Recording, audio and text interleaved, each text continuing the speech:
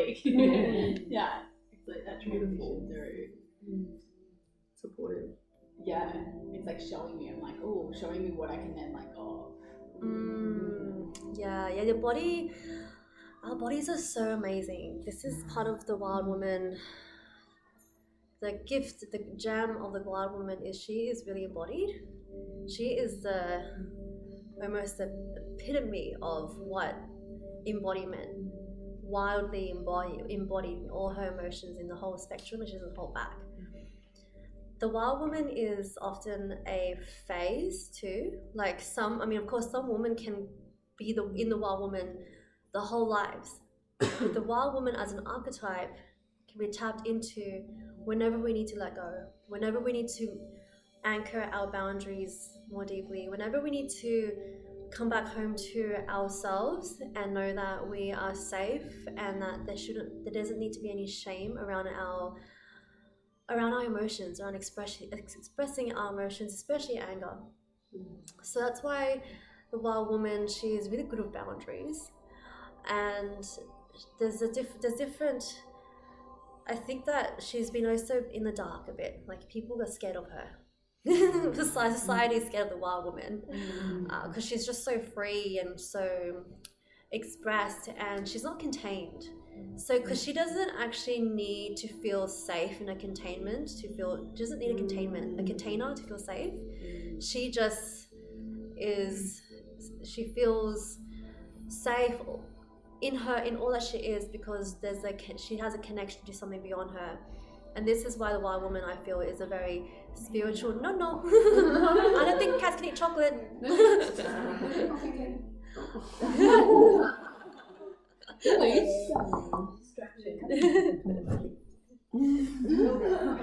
get one more chance.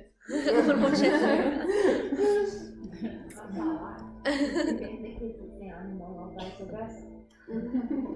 And yeah, she doesn't need a container to feel safe. She is in her own skin. If you look at the wild woman depicted as an archetype, there's often something really kind of like raw and messy about her. Like she doesn't actually. We label it as that, but to her, she's just being herself. Like she's not trying to look wild. She's not trying to look messy. She's not trying to have something about her. She's just one with the earth. She's just very deeply connected to Mother Earth, and she's comfortable in the rawness of the earth. And that is so powerful as a woman. Like it's so important for us to be connected to the earth, to be connected to the elements, because we are an extension of her.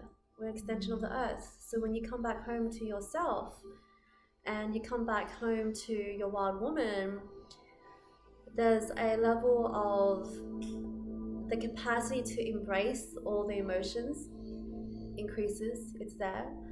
The letting go of what other people think, that's a big thing too, and that's what makes her feel free. Like she feels free because she doesn't actually care about what people think. And there's a freedom to that, and there's a authenticity to that, because what happens when you don't care what people think? You can just be you can just be you. Now with that ability to drop into your body and feel connected to the body, that's where you draw boundaries. That's where you draw the line. That's where you know where your limits are, because you tune into your body.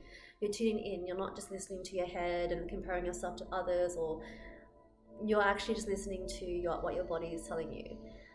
And we are going to go more into boundaries. There will be a whole workshop piece on it. I'm just explaining more about the wild woman at this point, and I'll share more aspects of her as we go through the activities. But I'm giving you more of a general idea of what the wild woman is, and I hope that you can feel how it just makes sense that we all have a wild woman in us, and that if we learn to tap into her, just how much more liberated we can be. Because it's really about not caring what other people think. It's really about feeling comfortable in your own skin as an extension of the earth, in the elements, connected to nature, connected to the cycles, When you're connected to nature, you're connected to your body. When you're connected to your body, you're connected to your voice. When you're connected to your voice, you're connected to your boundaries. You're connected to your ability to communicate authentically, openly, in a real, raw way. And that it deepens your relationships. It supports other people. Because one thing about boundaries is our boundaries, it shows others what we're willing to tolerate. If we are honest with ourselves in our boundaries, not only will other people know how to love us better, but it will bring out the best in us because we're also loving ourselves. And when boundaries are not honored and we're not listening to our body, then the result of that could be a resentment. It could be a sense of unfulfillment because there's that pushing. It's like kind of that unhealthy masculine energy that can come through. It's like you're pushing, or you're forcing something, or you're saying yes when you mean no, and there's an inauthenticity in that. You're trying to meet a deeper need within you through another person. And the truth is we're meant to actually connect to that ourselves first. We're meant to connect to that need within us first. Otherwise we're giving our power away. So does that make sense, ladies? Yeah. Yeah, I'm not going to overload you with information. Today's retreat is really about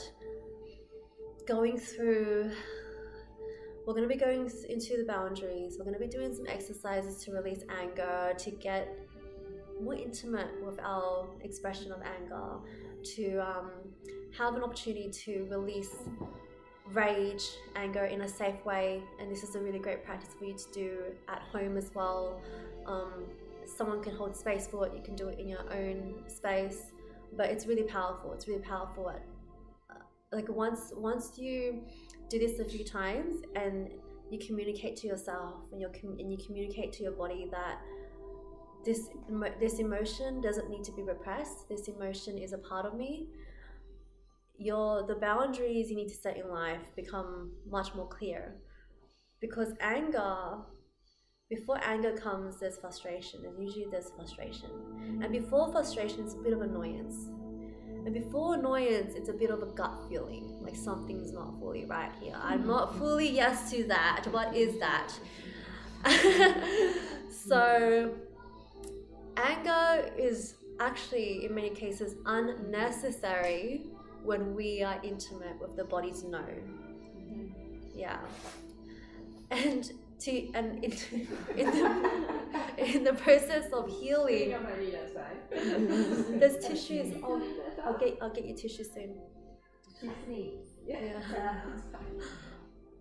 Yeah, and we can prevent arguments. We can prevent that feeling of frustration or anger with the self. We can forgive ourselves more easily when we get into the practice of recognizing that feeling of something is not right and honoring it. A lot of people call it intuition. Yeah, honor your intuition. So if you think about the wild woman, she is the woman that runs with the wolves.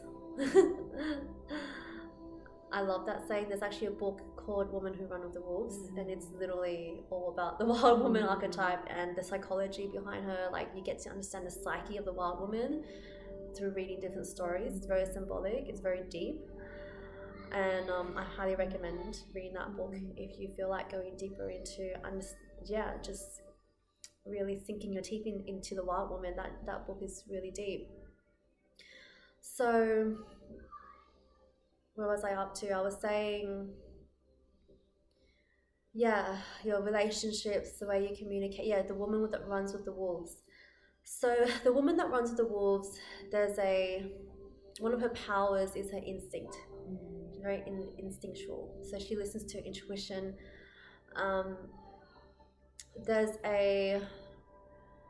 ability to listen to her intuition comes from different things, and this is where we need to be compassionate with ourselves, because to tap into the wild woman, there's a requirement of coming into nature in some form. And sometimes that means simplifying life, like simplifying, getting rid of the excess so we can hear our own voice. What is stopping you from hearing your own voice? What's stopping you from, what is distracting you from your own intuition? Because there comes a point where it's our nature to have intuition, to listen to it, but then at some point there's a pattern that can happen where it's like, instead of asking ourselves, we ask others. Especially in the information age we're in now, the information era, instead of asking ourselves, tuning into the what's already true, what's alive, what is coming through the body's natural intelligence, there's a, what does this person think?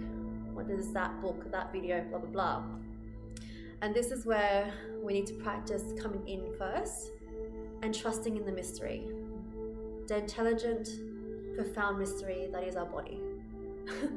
and this is why nature is a big element with the wild woman, because she's comfortable with nature, she doesn't need to hide behind as many things. She doesn't need the distractions. She can sit by a tree, she can listen to the birds, like she enjoys that, and she's okay with that. It doesn't make her uncomfortable. In the beginning, when I was in my early days of coming back to my nature, coming into my feminine, I was very uncomfortable with dirt and mess and nature. And I went through a really long wild woman period where I ran away from home. I lived in a forest. I lived out of my car at one point. I was in an ashram, in a church, in another temple. And I got really close to nature. And that was my initiation to the wild woman. It was like, I stopped wearing makeup. I stopped wearing my bra. I just was just getting really comfortable, and it was the most free and liberated I'd ever felt in my life. Yeah, and once you tap into that, it's always a part of you.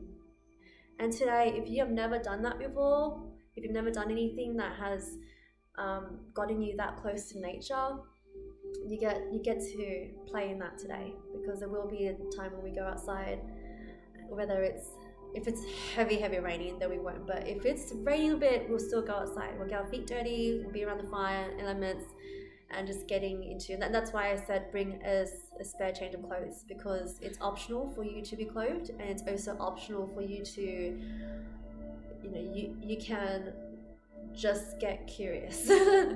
It's your time to get curious with nature, connect. This is your sacred time with the mother, and to reconnect and to feel that, to get more used to it, because it takes practice too. And a wild woman practice is to spend time in nature. It's a wild woman practice. Spend time in nature, spend time with your friends or your family or yourself or your partner, and can you just be around the rawness, and can you get more intimate with it, like all the sand and the dirt and water, and play with it. Okay, so before we go into the boundary workshop piece, I'll take you through it's going to be a boundary orientated Kundalini yoga exercise. And what I mean by a boundary orientated is I'll be guiding you into feeling into your body, into your boundaries, and also asking your body to reveal to you any memories around boundaries, information around boundaries that you can then bring into your space and begin to heal, integrate, let go of, and whatnot. Can I just ask something?